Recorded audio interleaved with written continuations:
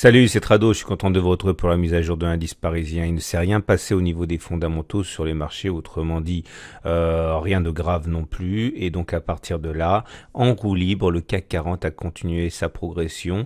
Je vous rappelle que le rebond auquel on a assisté en début de semaine n'a été dû qu'à une synchronisation des annonces entre les États-Unis et la Chine quant aux espoirs d'issue favorable dans la négociation commerciale. Rien de concret, mais en tout cas, visiblement, les opérateurs avaient envie de se faire rassurer et ils se sont fait rassurer. Et mine de rien, on progresse quand même depuis le début de semaine de plus de 3%, hein, autrement dit une des meilleures semaines de 2019. On peut se demander où sont passés les baissiers, on peut se demander où sont passés les prudents, les pessimistes. Pour l'instant, les haussiers enfoncent le clou.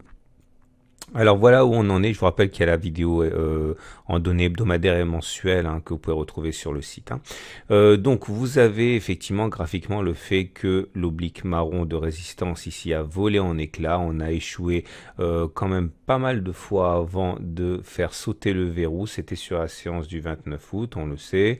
À partir de là, on avait tout pour penser que l'on testerait la zone de résistance ici des 5465, 5493. On a visité toute l'étendue de la résistance.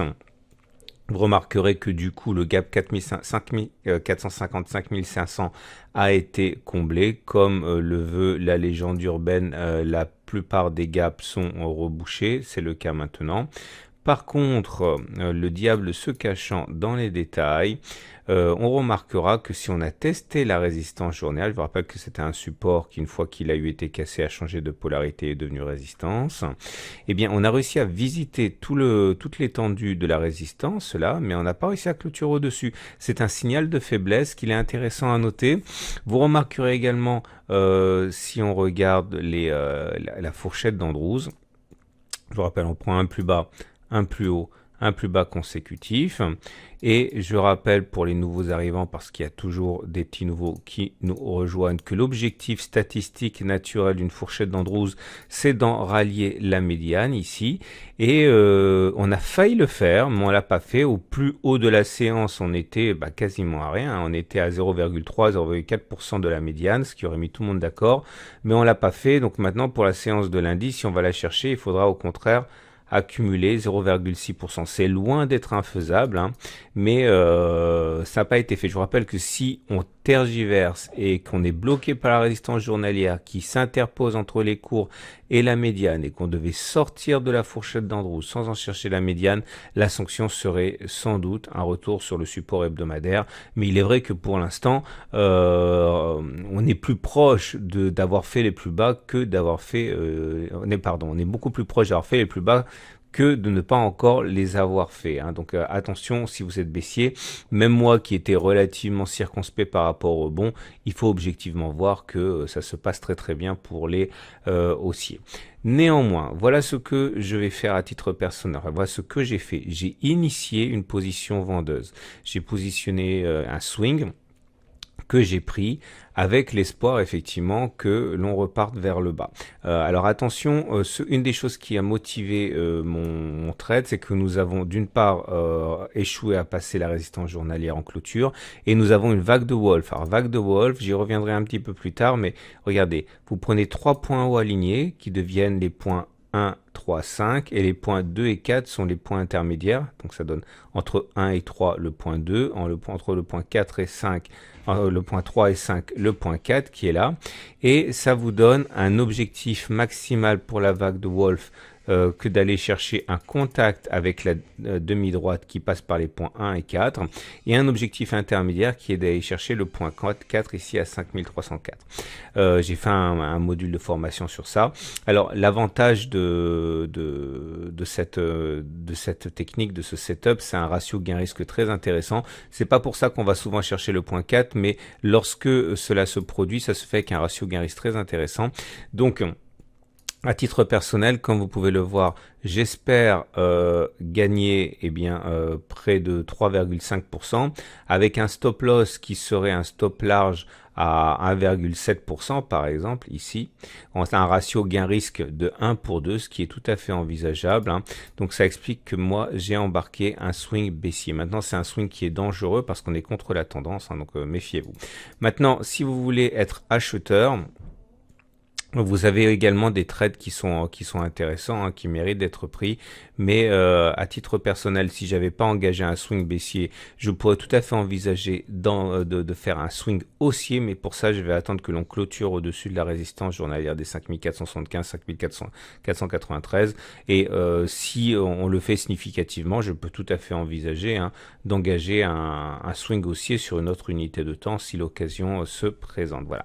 J'espère que vous comprenez bien que l'analyse technique et le trading permettent d'envisager à peu près n'importe quelle direction de trade, hein, très souvent à condition d'avoir un money management, un ratio gain-risque intéressant, hein. Donc voilà ce qu'on pouvait dire pour l'analyse chartiste. L'analyse technique nous montre tout d'abord que oui, alors on m'a posé une question. Mon précédent swing baissier a été achevé, hein. Je vous rappelle que j'avais engagé un swing baissier, c'était sur la séance du 23 août. J'ai descendu mon stop loss lorsqu'il y a eu l'accélération baissière du 28 août et j'ai été sorti le jour même, hein, sur la remontée violente, hein, sur quasiment le point d'entrée avec un micro profit, hein. Donc c'est pour ça que je réengage un swing baissier. Alors maintenant, comme vous pouvez le voir, la moyenne mobile à 20 jours est en dessous des cours et elle monte, donc on est techniquement en tendance haussière. Et la moyenne mobile à 7 jours est haussière également. Mais maintenant, je vous rappelle qu'une moyenne mobile haussière, une tendance haussière, ça veut simplement dire qu'on va heurter les prochaines résistances, hein. Donc on est sur les prochaines résistances. Donc on peut pas préjuger au regard d'une tendance haussière de la capacité de casser les prochaines résistances, hein. C'est simplement le fait qu'on va toucher les prochaines résistances et on y est déjà en fait, hein.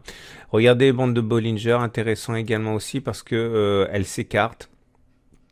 Ok, et on clôture pas au-dessus, mais elle s'écarte, hein, et si on devait clôturer au-dessus, on aurait un T1. Donc c'est pour ça que je me prépare tout à fait à la possibilité d'être sorti éventuellement de mon swing baissier rapidement et d'engranger un swing haussier dès lundi soir si on clôture au-dessus de la Bollinger Super.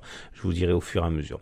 Les indicateurs techniques sont haussiers, momentum au-dessus de 0, RSI au-dessus de 50, et le stochastique a donné son signal aussi il y a 2 séances. Bon voilà, quelque part la séance du jour n'est pas non plus surprenante compte tenu des éléments qui étaient haussiers. On avait un chandelier japonais, j'ai parlé ici, c'était un avalement haussier, bougie rouge, bougie verte. J'avais dit c'est haussier, mais attention quand même à la résistance. Bon bah voilà, on a traversé la résistance. C'est pas un swing haussier que j'aurais pris à titre personnel parce qu'on était sur une résistance, mais ceux qui ont pris le risque ont eu bien raison de le faire. On termine avec l'Ishimoku. Et l'Ishimoku est toujours neutre, vous voyez, la SSB est toujours plate comme ça. Et c'est tout ce qu'il faut retenir à mon sens de l'Ishimoku. Voilà, c'est une excellente journée. Je vous renvoie à la fin de la vidéo pour voir l'analyse de l'or. Vous savez que l'argent a pris 30% en 3 mois. Okay, donc on parle beaucoup de l'or qui est sur des records en euros, on parle moins de l'argent. Vous savez qu'avec la méthode d'accumulation rationnelle, j'accumule régulièrement et c'est d'une simplicité qu'il est dommage de s'en priver. Mais voilà, à un moment il faut faire le bilan et l'argent, on n'en parle pas suffisamment, il a pris 30% en 3 mois pendant que l'or caracole sur des records historiques en euros, hein.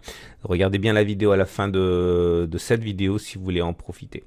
À demain pour d'autres analyses techniques.